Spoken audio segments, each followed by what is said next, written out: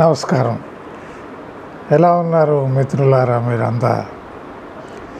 ఈరోజు మనం ఒక సినిమా గురించి మాట్లాడుకుందాం. Maybe for a change. నేను ఒక మంచి సినిమా చూశాను ఈ మధ్యకాలంలో. మా అమ్మాయి ఒక సినిమా చూడమని చెప్తే నేను సినిమాలు ఇష్టపడను. చాలా అద్భుతమైనటువంటి సినిమా. ఆమె ప్రోత్సాహం వల్ల పదే పదే చెప్పడం వల్ల నేను ఈ సినిమా చూశాను. మీరందరూ కూడా ఈ సినిమా చూడాలని నా యొక్క ఆకాంక్ష. బహుశా 2024లో వచ్చినటువంటి, మనం చాలా ప్రారంభంలోనే ఉన్నాం సంవత్సరం.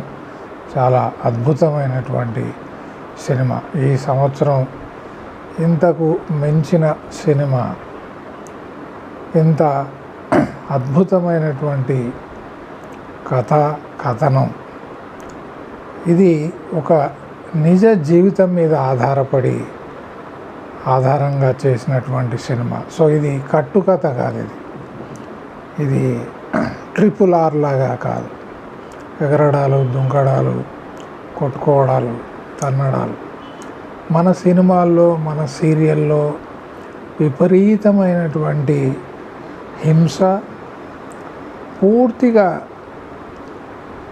నెగిటివ్ ఆలోచనలని పెంచే విధంగా ఉంటాయి. సీరియళ్ళు చూస్తే తప్పకుండా పిచ్చోళ్ళు అయిపోతారు. ఆ గ్యారంటీ నేను ఇస్తాను.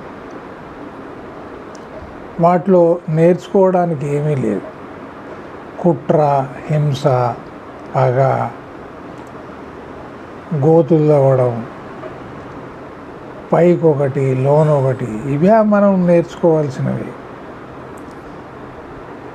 ఈరోజు ఇలాంటి సినిమాలు వస్తున్నాయంటే, సీరియళ్ళు వస్తున్నాయంటే వాటన్నిటికీ అంతెందుకు, ఈ యూట్యూబ్లో వచ్చేటువంటి వీడియోలన్నీ కూడా తైతక్కలాడేవి, వినోదం, కాలక్షేపం, కాసేపు నవ్వుకోవడానికి పనికొస్తాయి. ఎంత జుగుప్సాకరంగా ఉంటాయంటే మనిషిని పశుత్వం వైపు, పశువులాగా మార్చడానికి ఇవి చాలా తోడ్పడుతున్నాయని చెప్తాను నేను. మనం ఏం చూస్తామో వాటినే వాళ్ళు తీస్తారు. ఏదేమైనా అది మీ ఇష్టం. మీ జీవితంతో మీరు ఏం చేయదలిచారో మీ ఇష్టం. మరొక విషయం కూడా నేను మనవి చేయదలిచాను. కొంతమంది మిత్రులు నాకు ఫోన్ చేసి, ఈ యూట్యూబ్ మీది మానిటైజేషన్ అయిందా అని అడిగారు. నాకు అది ఏంటో కూడా తెలియదు. నేను ప్రారంభించి 1 సంవత్సర కాలం అయింది. 2-3 చెప్తే విన్నాను. సో మిత్రులారా, మీరేమీ ఆందోళన చెందకండి. అలాంటిది ఏదైనా జరిగితే మీకు నేను తప్పకుండా యూట్యూబ్ ద్వారానే నేను చెప్తాను. అది జరిగే అవకాశం ఏమీ లేదు.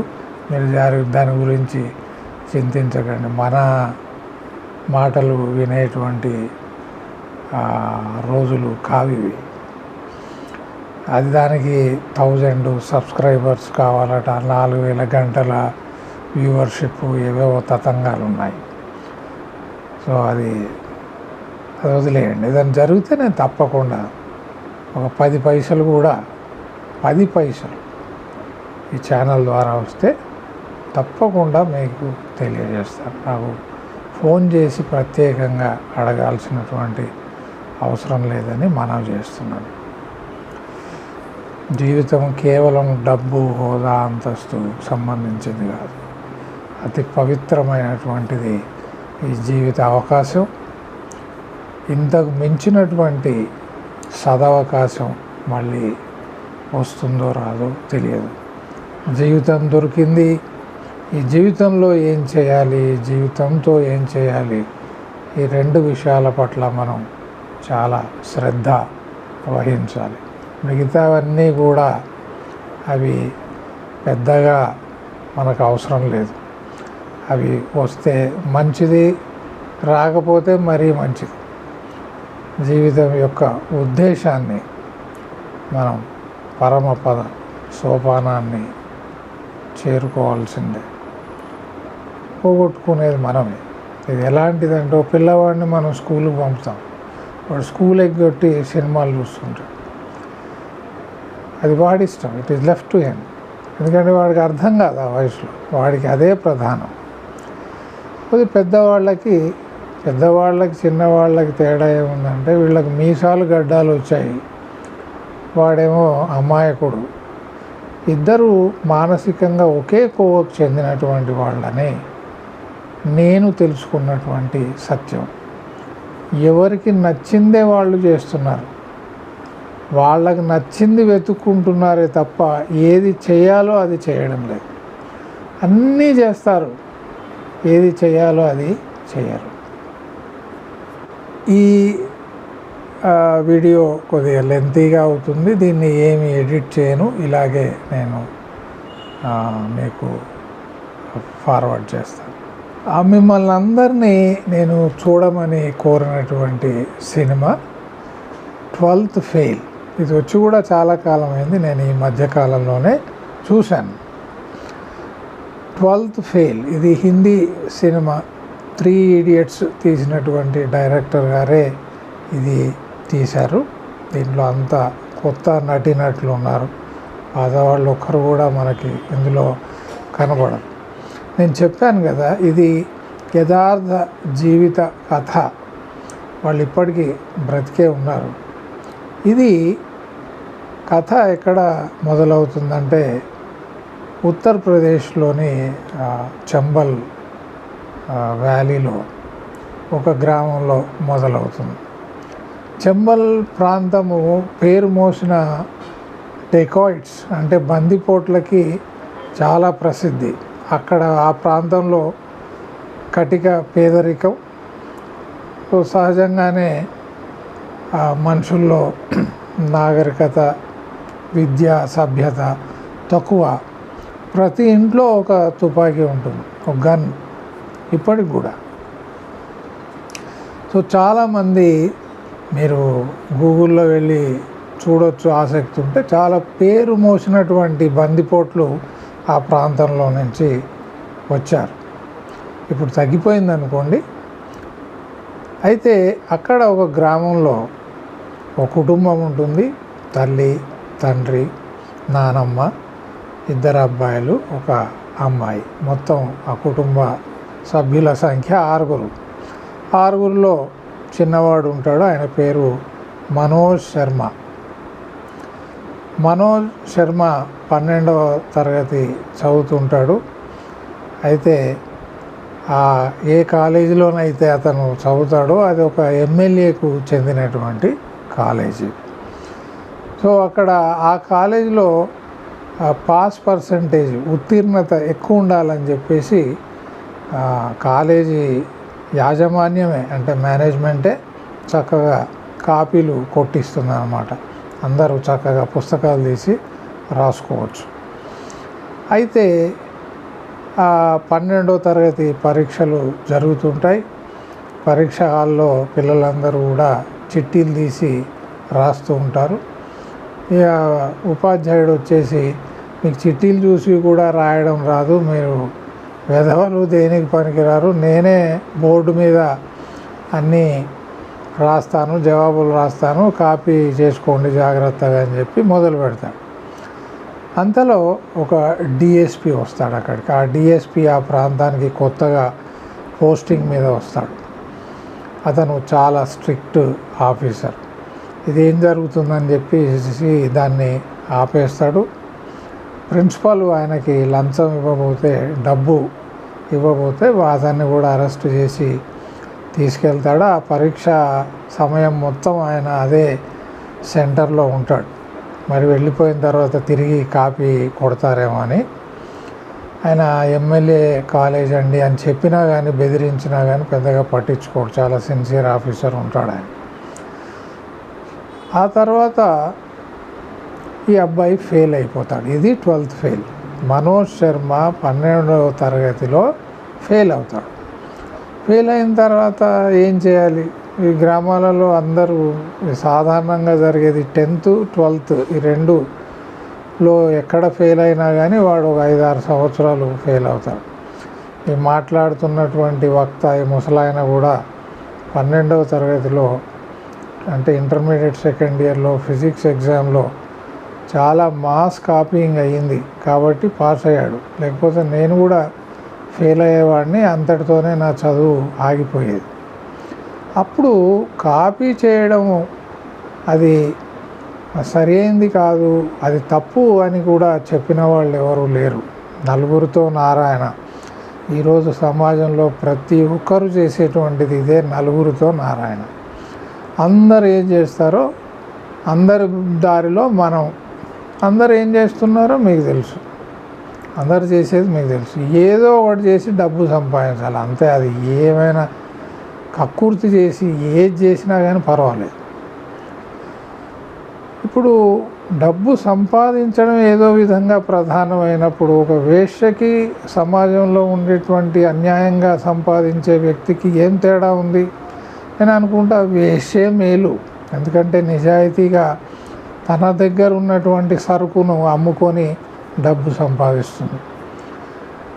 మిగతా వాళ్ళు ఎలా ఉంటారంటే వాడి సరుకు కాదు, ఏమీ కాదు, కేవలం ఒక ఇన్ఫ్లుయెన్స్ ఉపయోగించి అబద్ధాలు చెప్పి వాడు అమ్మేది ఏమీ లేదు, ఉన్నదాన్ని లేనట్టుగా లేనిదాన్ని ఉన్నట్టుగా సృష్టించి డబ్బులు సంపాదించే వాళ్ళే ఎక్కువ. అంత పెద్ద మోసం చేస్తే అంత పెద్ద మొత్తంలో మీకు లాభం జరుగుతుందన్నమాట. అది స్కామ్.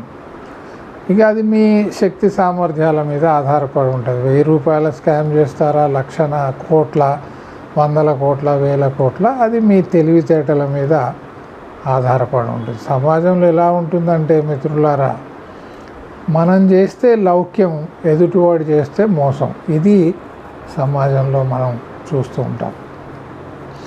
సో ఏదేమైనా మనోజ్ శర్మ ఒక ఆటో తీసుకొని నడిపి దాని ద్వారా డబ్బు సంపాదించాలని అనుకుంటాడు. ఎందుకంటే తండ్రి చాలా నిజాయితీపరుడు ఉంటాడు. సో తండ్రిని ఉద్యోగంలో నుంచి సస్పెండ్ చేస్తారు. ఎందుకంటే తన పై అధికారిని చెప్పుతో కొడతాడు. ఎందుకంటే పై అధికారి ఈయనను ఒక తప్పు చేయమంటాడు అన్నమాట. ఆ తప్పు చేయడం ఈయనకి ఇష్టం ఉండదు. ఒత్తిడి చేస్తే వాడిని చెప్పుతో కొడతాడు. ఇతన్ని సస్పెండ్ చేస్తాడు. ఈయన కోర్టుల చుట్టూ తిరుగుతుంటాడు మళ్ళీ ఉద్యోగంలో రీఇన్స్టేట్ కావడానికి. సో ఇల్లు గడవాలంటే ఎట్లా అంటే, 2 పిల్లలు, చెప్పాను కదా, మగ పిల్లలు ఒక ట్యాక్సీ నడుపుతూ సంపాదిద్దాం అనుకుంటారు. ఆ ట్యాక్సీని ఒకరోజు వేరే బస్సు ఉంటుంది, ఆ లోకల్గా తిరిగేటువంటి బస్సు, అది ఎమ్మెల్యేది. వాడు వచ్చి ఆపడం, ఇది ఎమ్మెల్యే తప్ప ఎవరు ఇక్కడ ప్రజా ట్రాన్స్పోర్ట్ నడపడానికి వీల్లేదు, నువ్వేలా నడుపుతావని వాళ్ళు గొడవ పడతారు. ఆ ఎమ్మెల్యే మనుషుల్ని వీళ్ళ అన్నయ్య కొడతాడు. కొడితే వీళ్ళిద్దరిని ఆ సబ్ ఇన్స్పెక్టర్ సహాయంతో, వాడు ఎమ్మెల్యే మనిషే ఉంటాడు కదా, మీకు తెలియంది ఏముంది, ఎవడు అధికారం ఉంటే ఆ ప్రాంతంలో ఉన్నటువంటి అధికారులంతా కూడా ఆ ఎమ్మెల్యే ఎంపీ చెప్పు చేతుల్లో ఉంటారు. పడితే ఉన్నదే బర్రె అన్నట్టు. ఇది మన ప్రజాస్వామ్యం చెప్పుకుంటే బాగుండదు కానీ ఇదే పద్ధతి మనది. కాబట్టి చూసుకొని మురవాలి, చెప్పుకొని ఏడవాలని మన ప్రజాస్వామ్యం ఇలా ఉంటుందన్నమాట. ఎవడు అధికారంలో ఉంటే వాడు ఎన్ని అక్రమాలైనా చేయొచ్చు. 5 సంవత్సరాలు మనం వాళ్ళకి ఇచ్చే లైసెన్స్ అన్నమాట. నీ ఇష్టం ఏమైనా చేసుకోరా, ఈ నియోజకవర్గ ప్రజలతో నువ్వు కబడ్డీ ఆడుకో అని మనం వదిలేస్తాం అన్నమాట. జరిగేది ఇదే. 99 మంది ఇలాగే ఉంటారు 100కి. సరే, ఇక సినిమాకు వస్తే ఆ జైల్లో వేసినప్పుడు వాళ్ళ అన్నయ్యను చంపేస్తా అంటాడు ఆ ఇన్స్పెక్టరు. వీడు పరిగెత్తుకుంటూ పోయి డిఎస్పీని చూశాడు కదా, నిజాయితీ పరుడని, అర్ధరాత్రి వాళ్ళ ఇంటికి పోతాడు. పోతే డిఎస్పీ ఆయన వెంట వచ్చి వాళ్ళ అన్నను విడిపిస్తాడు. విడిపించిన తర్వాత వీళ్ళు ఇంటికి నడుచుకుంటూ వస్తుంటే కొద్దిసేపు తర్వాత ఆయన జీప్లో వెనక నుంచి వస్తాడు. వెనక నుంచి వచ్చినప్పుడు మిమ్మల్ని ఇంటి దగ్గర దిగబెడతా అంటే వాళ్ళు అందులో కూర్చుంటారు. కూర్చున్నప్పుడు ఈ మనోజ్ శర్మ అడుగుతాడు, సార్ మీలాగా నేను ఒక నిజాయితీ గల ఆఫీసర్ కావాలంటే ఏం చేయాలంటే మోసం చేయొద్దు, చీటింగ్ ఆపేసే అంటాడు. మోసం చేయకు, దగా చేయకు, ఎవరిని వంచకు, ఇది చేయకుండా ఉంటే నువ్వు నిజాయితీ కల ఆఫీసర్గా కానీ ఒక ఉద్యోగి కానీ ఉండడానికి వీలుందని చెప్తాడు. ఆ మాటలు మనసులో నాటుకుంటాయి. ఇక్కడ నేను ఒకటి తెలియజేయాలనుకున్నాను మిత్రులారా, మనల్ని ప్రేరేపించేటువంటి వ్యక్తులు లేకే ఈ సమాజం ఇలా మారింది. We're unable to find people who can inspire us. A real teacher inspires. An ordinary teacher, he just explains, and a good teacher demonstrates, but the best teacher inspires. మిమ్మల్ని ఎవరైతే ప్రేరేపిస్తారో, మిమ్మల్ని మంచి వైపు నడిపించేటువంటి ప్రయత్నం చేస్తారో, ఉత్తేజితుల్ని చేస్తారో, మిమ్మల్ని ప్రభావితుల్ని చేయగలరో వాళ్ళే మీ బెస్ట్ టీచర్స్. అలాంటి వ్యక్తుల్ని మీరు కోల్పోకండి. మనోజ్ శర్మ ఆయన ద్వారా ప్రేరేపితుడై ఈసారి కష్టపడి చదివి అదే కాలేజీలో నెక్స్ట్ ఇయర్ మళ్ళీ కాపీ జరుగుతున్న, అందరు కాపీ కొడుతున్నా ఆయన కాపీ కొట్టాడు. ఇంటర్మీడియట్లో 3rd క్లాస్లో పాస్ అవుతాడు. పాస్ అయిన తర్వాత ఇంటికి వచ్చి నేను పెద్ద పోలీస్ ఆఫీసర్ని అవుతాను, డిఎస్పీని అవుతాను అనుకుంటాడు. ఆయనకు తెలిసిన పెద్ద పోలీస్ ఆఫీసర్ డిఎస్పీయే, ఆయనకు ఐపీఎస్ ఉంటుందని తెలియదు. సరే, ఇంటి వాళ్ళు గేదెలను అమ్మి అబ్బాయిని బిఏ చదివిస్తారు. బిఏ పాస్ అవుతాడు. పాస్ అయిన తర్వాత పబ్లిక్ సర్వీస్ ఎగ్జామినేషన్ ఉంటుంది కదా రాష్ట్రంలో జరిగేటువంటి, మన దగ్గర ఉన్నట్టు ఏపీపీఎస్సి, టీఎస్పీఎస్సి ఎలా ఉంటుందో అలా అక్కడ ఆ పరీక్షకి ప్రిపేర్ కావడానికి గ్వాలియర్ వెళ్తాడు. గ్వాలియర్ ఆ నానమ్మకు వచ్చినటువంటి పెన్షన్ డబ్బులు అన్నీ కూడా జాగ్రత్తగా దాచుకున్నవన్నీ కూడా వీడికి ఇస్తుంది, ఎలాగైనా నువ్వు ఆఫీసర్ అయి రావాలని. తండ్రికి ఇంకా ఉద్యోగం సద్యోగం లేక ఆ కోట్ల చుట్టూ తిరుగుతూనే ఉంటాడు.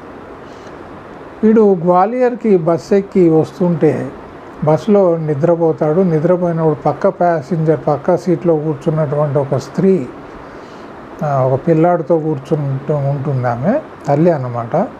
ఈయన బ్యాగ్ని తీసుకొని అది దిగిపోతుంది. అంటే వీడి దగ్గర ఉన్న బట్టలు, పైసలు అన్నీ కూడా దాంతోనే వెళ్ళిపోతాయి. వీడికి ఏం చేయాలో తోచు. వెళ్ళి ఆ కోచింగ్ సెంటర్ ముందు రాత్రి అలాగే కూర్చుంటాడు, తిండి తిప్పలేక. పొద్దున వాళ్ళు కోచింగ్ సెంటర్ తెరిచినప్పుడు వాళ్ళు మేము మూసేస్తున్నాం, ఎందుకంటే పబ్లిక్ సర్వీస్ కమిషన్ ఎగ్జామినేషన్స్ అన్నీ కూడా క్యాన్సిల్ అయిపోయినాయి, నువ్వు ఇంటికి పో అని చెప్తారు. వీడికి నిరాశ ఆవహిస్తుంది. అసలు ఏం చేయాలో అర్థం కాదు. ఇంటికి పోవడం ఇష్టం ఉండదు, అన్నీ పోగొట్టుకున్నాడు కదా. 4-5 రోజులు తిండి తిప్పలు లేకుండా ఉంటాడు. ఎందుకంటే అడుక్కోవడం అంటే అభిమానం అడ్డొస్తుంది. చాలా అభిమానం ఉన్నటువంటి వ్యక్తి. నేను చెప్పాను కదా, ఇది యథార్థమైనటువంటి కథ, కట్టుకథగా. మన తెలుగు సినిమాలాగా ఒక హీరో 100 మందిని కొట్టినట్టుగా.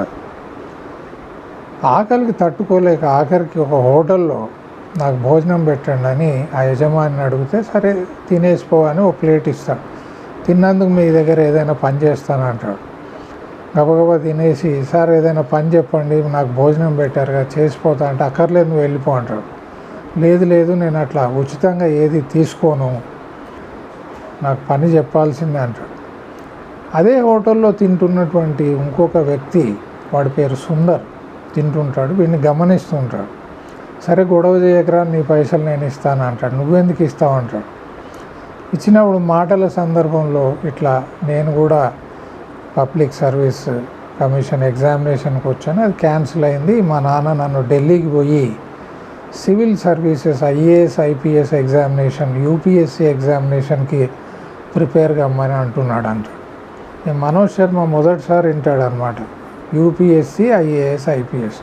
ఇదేం పరీక్ష అంటాడు. ఈ ఫలానా పరీక్ష ఉందంటే, నన్ను ఎలాగైనా నువ్వు తీసుకెళ్ళు, నా దగ్గర టికెట్కి డబ్బులు కూడా లేవని చాలా ప్రాధేయపడితే, ఆ సుందర్ అనేవాడు చాలా పెద్ద మనసుతో వీడిని తీసుకెళ్తాడు. చూడండి, ఇక్కడ నేను ఒక విషయం మీకు చెప్పదలిచాను ఏంటంటే, రెండో విషయం, మీ జీవితంలో మీకు సరైనటువంటి మిత్రులు, మీకు సహాయం చేసేవాళ్ళు, ఎలాంటి స్వార్థ చింతన లేకుండా సహాయం చేసేటువంటి మిత్రులు ప్రతి ఒక్కరికి ఎదురవుతారు. కానీ వాళ్ళని మనం మర్చిపోతాం, కాలగర్భంలో వాళ్ళను కలిపేస్తాం. మనిషిలో కృతజ్ఞత లేదు. రేపు మీతో మీ పిల్లలు చేసేది కూడా ఇదే.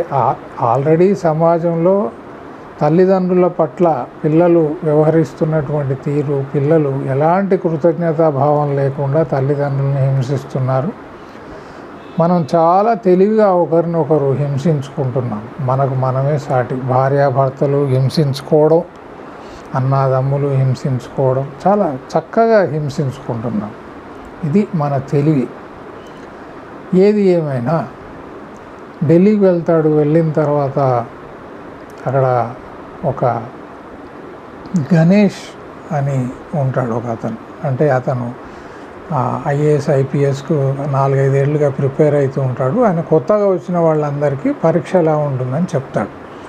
చెప్తే ఏమంటాడంటే, ఈ స్నేక్ అండ్ ల్యాడర్ అంటే కైలాసం అనే ఆట ఆడతాం కదా. ఏమంటాడంటే, చూడండి, 2 లక్షల మంది హిందీ మీడియం ద్వారా, వీళ్ళంతా హిందీ మీడియం వాళ్ళు, ఈ పరీక్ష రాస్తే దాంట్లో కేవలం 5 నుంచి 10 మంది మాత్రమే ఐఏఎస్ ఐపీఎస్కు సెలెక్ట్ అవుతారని చెప్తారు. మరి రాకపోతే ఎట్లాగా అంటే, మళ్ళీ రాకపోతే స్టార్ట్ అగైన్ అంటాడు. మళ్ళీ మొదలు పెట్టడమే. పాము మింగితే మళ్ళీ ఎక్కడి నుంచి మొదలు పెడతాం? మళ్ళీ కింది నుంచి మనం మొదలు పెడతాం. అదే అన్నమాట. దీన్నే అతను చాలా చమత్కారంగా రీస్టార్ట్ అంటాడు. జీవితంలో ఓడిపోయిన ప్రతిసారి రీస్టార్ట్, మళ్ళీ మొదలు పెట్టండి. ఇది అద్భుతమైనటువంటి సందేశం. మనం అందరం చాలామంది అనేక సందర్భాల్లో జీవితంలో ఓడిపోతాం, జీవితంతో విసిగిపోతాం. చాలా కొద్దిమందే మళ్ళీ తిరిగి రీస్టార్ట్ చేస్తారు. Most of the people give up, వదిలేస్తారు నిరాశతో. ఆ బతుకంతా కూడా చితికిపోతుంది. ఆ ఓడిపోయాననేటువంటి భావనతోనే మిగతా జీవితం అంతా బ్రతికి ఎటు కాకుండా అయిపోయి వెళ్ళిపోతారు. సో ఈ మనోజ్ శర్మ అతన్ని అడుగుతాడు, నాకు ఏదైనా ఉద్యోగం ఇప్పించండి అంటే, ఆయన అంటాడు, నేను 3 సంవత్సరాల పాటు టాయిలెట్స్ కడిగి డబ్బు సంపాదించాను, నీకు అభ్యంతరం లేకపోతే అలాంటి చిన్న చిన్న పనులు చేస్తాను. సరే అంటాడు. మనోజ్ శర్మ ఒక లైబ్రరీలో డస్టింగ్ చేయడం, అటెండర్ జాబ్ చేస్తూ అక్కడే చదువుకుంటూ ఉంటాడు. ప్రిలిమినరీ పాస్ అవుతాడు. మొదటిసారి ప్రిలిమినరీ పాస్ అవుతాడు. పాస్ అవుతాడు కానీ మెయిన్స్లో ఫెయిల్ అవుతాడు. అయితే అప్పుడు అంటారనమాట, కోచింగ్ చాలా అవసరము, కోచింగ్ లేకుండా మనం మెయిన్స్లో పాస్ అవ్వడం కష్టం అని అన్నప్పుడు ఒక కోచింగ్ సెంటర్కి వెళ్తాడు. కోచింగ్ సెంటర్ వెళ్తే అక్కడ డబ్బులు సరిగా ఉండవు, నేను ఇన్స్టాల్మెంట్స్లో ఇస్తాను, మీ కోచింగ్ సెంటర్లో కూడా పనిచేస్తాను, ప్లీజ్ నాకు అనుమతి ఇవ్వండి అని అంటే, సరే అంటుంది. పోయి ఆ ఫోటోలు పెడుతున్నాం, ఫ్రేమ్స్, ఫోటో ఫ్రేమ్, ఐఏఎస్లో పాస్ అయిన వాళ్ళు, వాళ్ళ ఇన్స్టిట్యూట్ నుంచి, వాళ్ళ కోచింగ్ సెంటర్ నుంచి పాస్ అయిన వాళ్ళ ఫోటోలు అన్నీ గోడకు తగిలిస్తూ ఉంటారు. వాటిని శుభ్రం చేసి వాడికి సాయం చేయాలంటే అక్కడ పోతాడు. పోయినప్పుడు అక్కడ ఫోటో చూస్తాడు. చూసి అది తీసుకొని ఆ యజమాని దగ్గరకు వచ్చి, ఈయన మీ దగ్గర కోచింగ్ తీసుకోలేదు, నాకు ఈయన తెలుసు అంటే, అమ్మాయి ఏం చేస్తుందంటే, అమ్మాయి ఉంటుంది యజమానురాలు, ఆయనకి డబ్బులు ఇచ్చాం మేము, దాదాపు 1,50,000 ఇచ్చాం, ఇచ్చి మా ఇన్స్టిట్యూట్ నుంచి పాస్ అయినట్టుగా చెప్పించుకున్నాం. చూడండి, ఇక్కడ మరో విషయం ఏంటంటే, అన్ని కోచింగ్ సెంటర్లు చేసేటువంటి పని ఇదే. 1 1 1 2 2 2 3 3 3 అని ఏదైతే వింటామో, ఈ 1 2 3 సంగతి అంతా ఇంతే మిత్రులారా. వేరే వాళ్ళ ర్యాంకులు డబ్బులు ఇచ్చి వీళ్ళు మా సంస్థ నుంచి వచ్చాయని మనల్ని నమ్మింపజేస్తారు. తల్లిదండ్రులు గొర్రెల్లాగా, I'm very sorry to use the word గొర్రెలని, గుడ్డిగా వెళ్ళిపోతారనమాట. అక్కడికి లక్షల సంఖ్యలో వెళ్ళిపోతారు. అక్కడి నుంచి ఉత్తీర్ణులయ్యేది 200-300 మంది ఉంటారు. అవేం పట్టించుకోరు. ఏదేమైనా అక్కడ మనోజ్ శర్మ ఈ విధంగా మాట్లాడుతున్నప్పుడు అక్కడ ఇంకొక అమ్మాయి వస్తుంది. అమ్మాయి పేరు శ్రద్ధ, మెడిసిన్ చదివినటువంటి అమ్మాయి. ఆమె MBBS ఇంటర్న్షిప్ చేస్తున్నప్పుడు అది వదిలేసి లేదు అధికారం ఉంటే బాగుంటుంది IAS గురించి ప్రిపరేషన్కి ఢిల్లీ వస్తుంది ముస్సోరి నుంచి తండ్రితో.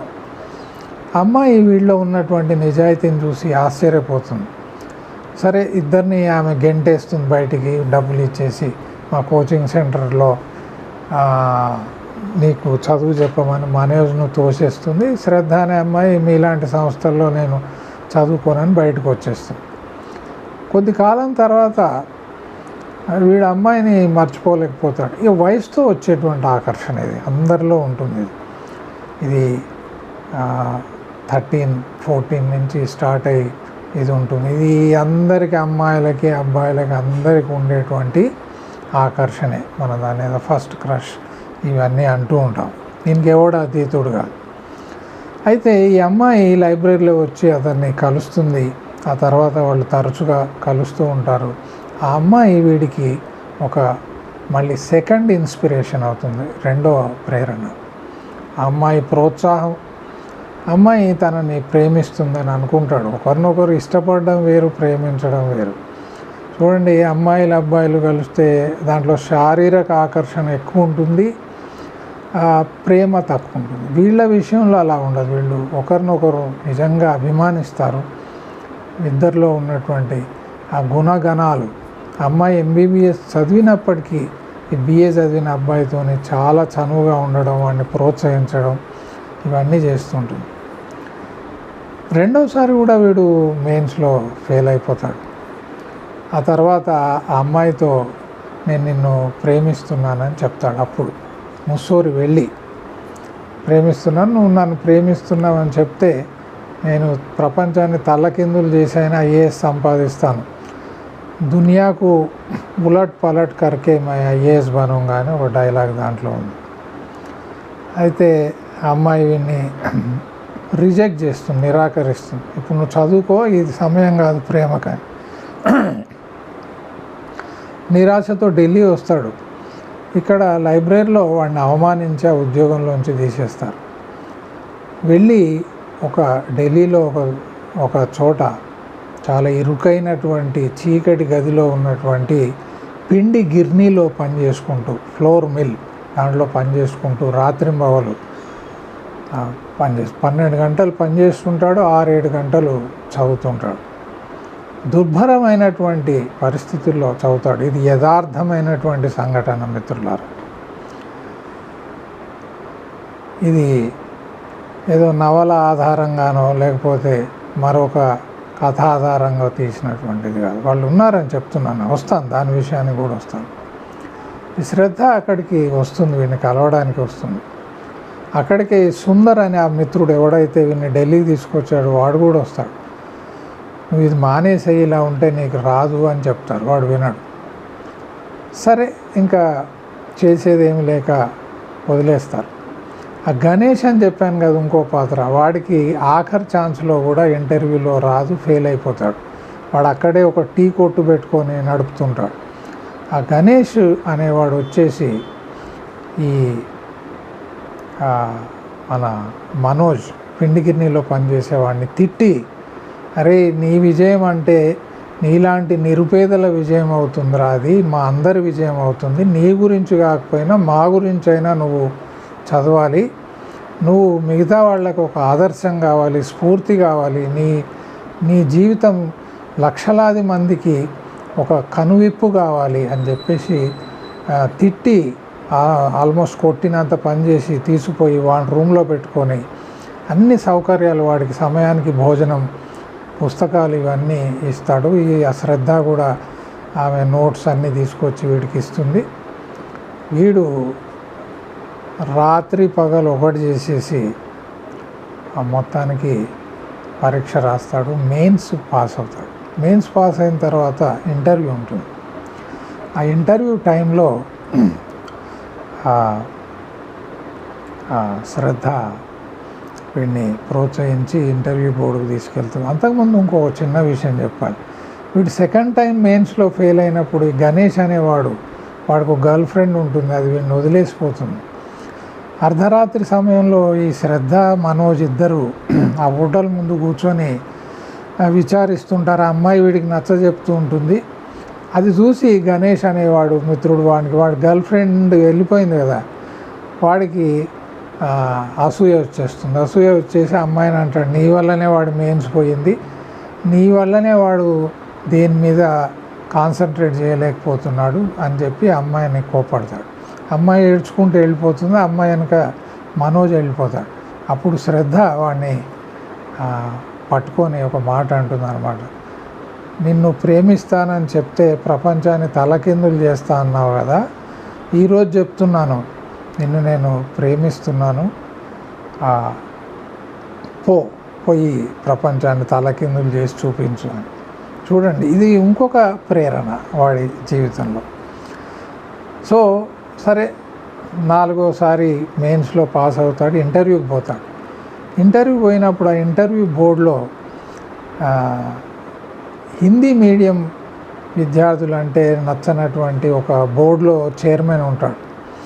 ఆ చైర్మన్ ఇట్లా అడుగుతాడు అన్నమాట, 12th ఎందుకు ఫెయిల్ అయ్యావని. ఆ ఇంటర్వ్యూ బోర్డులోకి వెళ్ళే ముందే ఆ యూపీఎస్సీ ఆఫీస్లోని ఒక అటెండర్ వీడిని చూసి జాలిపడి, చూడు వాడికి అబద్ధం చెప్పు, ఎందుకు ఇంటర్ ఫెయిల్ అయ్యానంటే మొదటి అటెంప్ట్ ఫెయిల్ అయ్యానంటే మీ నానమ్మనో అమ్మమ్మో ఎవరో చనిపోయిందని చెప్పి అంటాడు. ఆ బోర్డులో వెళ్ళి అడిగినప్పుడు, ఇంటర్ 3rd క్లాస్లో పాస్ అయ్యావు, కేవలం BA డిగ్రీ ఉంది, అందులో నువ్వు ఎందుకు ఫెయిల్ అయ్యావు ఇంటర్ అని అడిగితే వాడు నిజమే చెప్తాడు. ఏమంటాడంటే, లేదు కాపీ కొట్టలేదు కాబట్టి ఫెయిల్ అయ్యాను. నువ్వు అబద్ధం చెప్పడానికి కూడా నీకు వీలుంది కదా, నిజమే ఎందుకు చెప్పావంటే, జీవితంలో నిజం చెప్పడానికి నేను చాలా పోరాటం చేశాను. అద్భుతం ఇది. ఎంతమందికి నిజం చెప్పేటువంటి దమ్ము ధైర్యం ఉంది, నిజాయితీగా బ్రతికేటువంటి ధైర్యం ఉంది చెప్పండి మిత్రులారా. మన పని జరగడానికి ఎన్ని అడ్డదారులైనా మనం తొక్కుతాం. అది ఇంకొక మనుషుల ప్రత్యేకత. మనకు అన్యాయం జరిగితేనేమో నెత్తి నోరు మొత్తుకుంటాం. మనం ఏదైనా చేయొచ్చు, మనం ఏదైనా చేసినా సరిపోతుంది. అబద్ధం చెప్తే ఇంటర్వ్యూలో అవకాశం వస్తుంది, IPS అవుతాననేటువంటి ఛాన్స్ ఉన్నప్పటికీ కూడా నిజమే చెప్తాడు. వాడికి ఆశ ఉండదు సెలెక్ట్ అవుతానని. మొత్తానికి ఫైనల్గా రిజల్ట్ వచ్చినప్పుడు మనోజ్ శర్మ IPS అవుతాడు. అతను ఇప్పుడు కూడా పనిచేస్తున్నాడు. ఆయన ఢిల్లీ క్యాడర్లో IPS ఆఫీసర్గా ఉన్నాడు. ఆ అమ్మాయి శ్రద్ధ కూడా, ఆమె కూడా IAS ఆఫీసర్గా పనిచేస్తుంది. ఇద్దరు కూడా పెళ్లి చేసుకున్నారు. తర్వాత తల్లిదండ్రులను ఒప్పించి పిల్లలు ఉన్నారు. అంత సంగతి. సో ఇది కథ మిత్రులారా. అంటే మనిషికి ఒక ఉన్నతమైనటువంటి, ఇక్కడ IAS అవ్వడం ముఖ్యం కాదు, నేను చెప్పదలిచింది అది కాదు. IAS IPS ఇవన్నీ అంత ముఖ్యం కాదు. ఒక మనిషి నిజాయితీగా కష్టపడి శ్రద్ధ, భక్తి వీటన్నిటితోని ఒక పనిని స్వీకరించి, ఒక పనిని చేపట్టి చేసినప్పుడు దాంట్లో రాకుండా కూడా ఉండొచ్చు. ఒకవేళ he may be unsuccessful also, రాకపోయి కూడా ఉండొచ్చు అవుగాక. కానీ ఆ ప్రయత్నం చేసినటువంటి తీరు జీవితంలో ప్రతి ఒక్కరు చేయాల్సింది ఇదే. సరి అయినటువంటి ప్రయత్నం, నిజాయితీతో కూడినటువంటి ప్రయత్నం, దాని వెనుక ఒక గొప్ప సందేశం, ఒక గొప్ప ఉద్దేశం. అంతెందుకు, నేను ఈ వీడియోస్ చేస్తున్నప్పుడు ఎంతోమంది అడిగారు, 100 మంది 20 మంది చూస్తున్నారు, ఎందుకు చేస్తున్నారు మీరు ఈ వయసులో? మిత్రులారా, ఒక్కరు చూడకపోయినా ఈ వీడియో చేస్తాను ఈ జీవిత కాలంలో. ఎందుకంటే ఇప్పుడు బయట వెళ్ళి ఉపన్యాసాలు ఇచ్చేటువంటి వయసు కాదు, ఇదే చేస్తాను. ఇదే నేను సమాజానికి అందించేటువంటి సేవ. నేనేదైతే తెలుసుకున్నానో, అన్వేషించానో, కనుక్కున్నానో అదే నేను అందరికీ ఇవ్వదలిచాను. Whether it is received or not, it doesn't matter at all. ఏది ఏమైనా 12th ఫెయిల్ చాలా అద్భుతమైనటువంటి సినిమా. మీరు మీ పిల్లలు చూడండి, కనీసం నెలకు 2 సార్లు ఈ సినిమా చూడండి. దీంట్లో చాలా అద్భుతమైనటువంటి సన్నివేశాలు ఇంకా వేరే కూడా ఉన్నాయి. ఆ సమయాభావం వల్ల మీకు చెప్తున్నాను. సో మిత్రులారా, ఇది తప్పకుండా మిమ్మల్ని ఉత్తేజితుల్ని చేస్తుంది. మిమ్మల్ని చాలా గొప్ప జీవితం వైపు వెళ్ళేటట్లుగా మిమ్మల్ని ఇన్స్పైర్ చేయగలదు. As I said it before, what we require in life is, what we need is source of inspiration. అలాంటి ఇన్స్పిరేషన్ ఇచ్చేటువంటి వ్యక్తుల్ని మీరు వదులుకోకండి. వాళ్ళతో మీ జీవితం చాలా ఉన్నతమైనటువంటి దిశగా వెళ్తుంది. ఇది సినిమా. దయచేసి చూసే ప్రయత్నం చేయండి. మీ పిల్లలతో పదే పదే చూడండి. నమస్కారం.